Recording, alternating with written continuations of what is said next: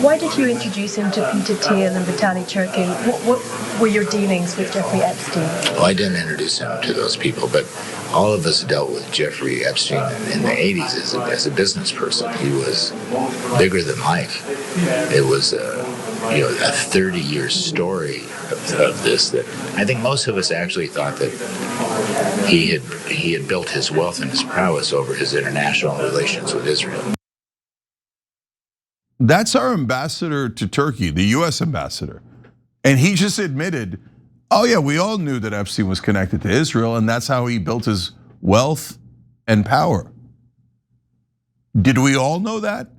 Can you please tell traditional news media that's all still pretending that Epstein has nothing to do with Israel? John, wasn't that a startling admission?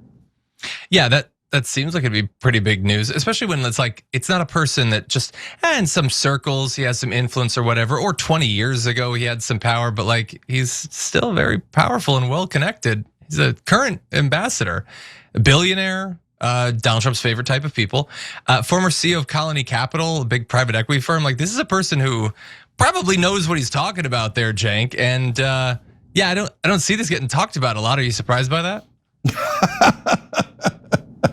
So look, so Tom Barrack is one of Trump's favorites. That's why he's the ambassador to a very important ally. He gave a speech at, I think, both conventions for Donald Trump, maybe all three. I was thinking of 2016 and 2024, but I've seen him speak at Republican conventions. And so very well connected within Trump circles, within Republican circles, within billionaire circles. And he says on behalf of all of those people, oh no, we all knew Epstein was Israel, right? And you just saw him say, if I say the same thing that Tom Barrack said, almost everyone in mainstream media would call me an anti-Semite.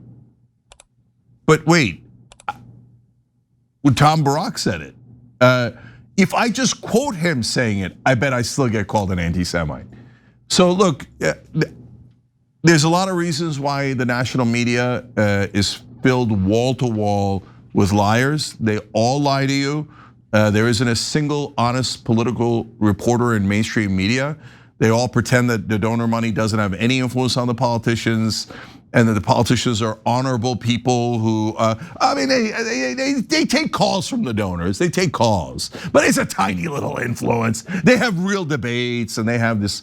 They play along in the theater. They're the directors of the theater. They're all giant liars. So, yeah. Is Epstein connected to Israel? Well, you just heard it from the horse's mouth. One of the guys who used to, know him and know everyone in his circle. Of course. Besides which, we've already shown it 1,000 times in all the reporting from Drop Site News and all the emails. I'll go through the list in a sec, but yes, there's no question that Epstein is Israel.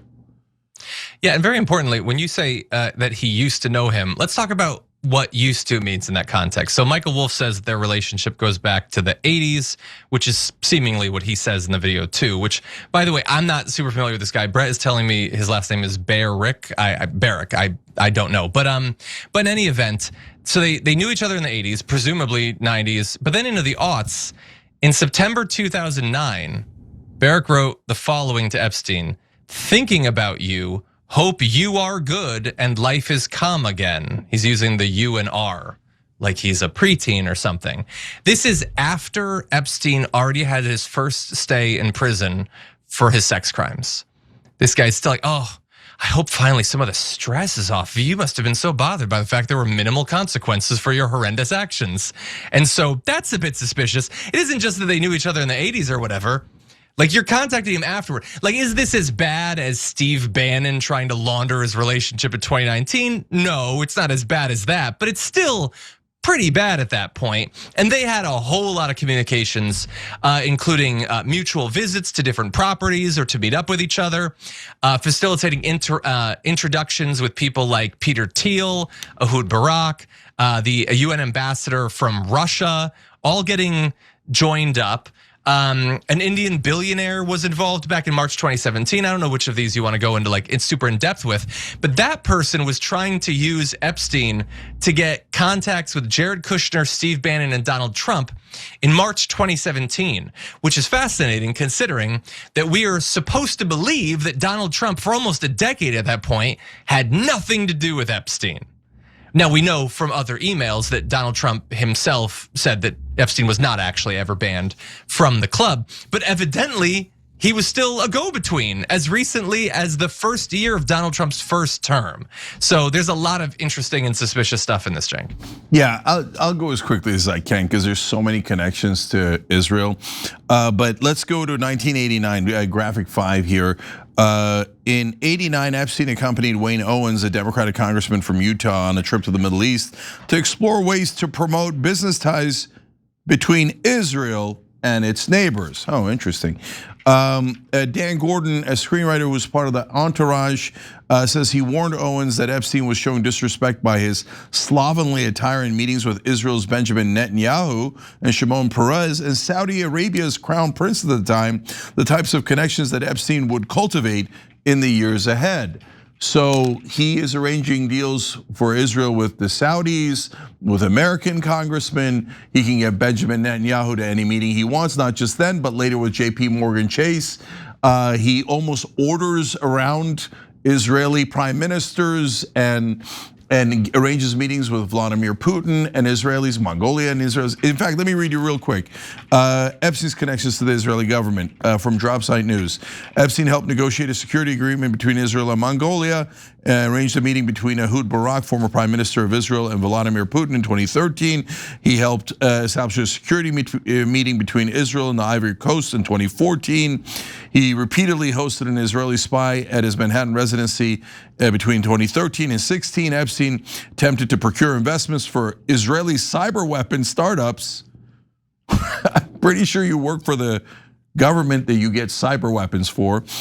He helped Alan Dershowitz attack the authors of the Israeli lobby, exerted control over the Wexner Foundation, which funded pro-Israel causes. It's connected to key figures in the Iran-Contra scandal, and he was working apparently with Israeli intelligence at the time and working with our CIA back in the 1980s. Assisted in developing the Leviathan oil field, which is just open. Pitched an investor from UAE on the Israeli cybersecurity firm. Connected an ally of Indian Prime Minister Modi to Ehud Barak, and the list goes on and on. But yet, after all of this, our media goes, what connections to Israel? We don't see any. And if you report facts about that, we'll call you a terrorist.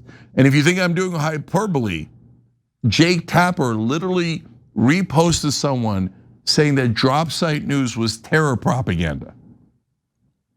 Outrageous.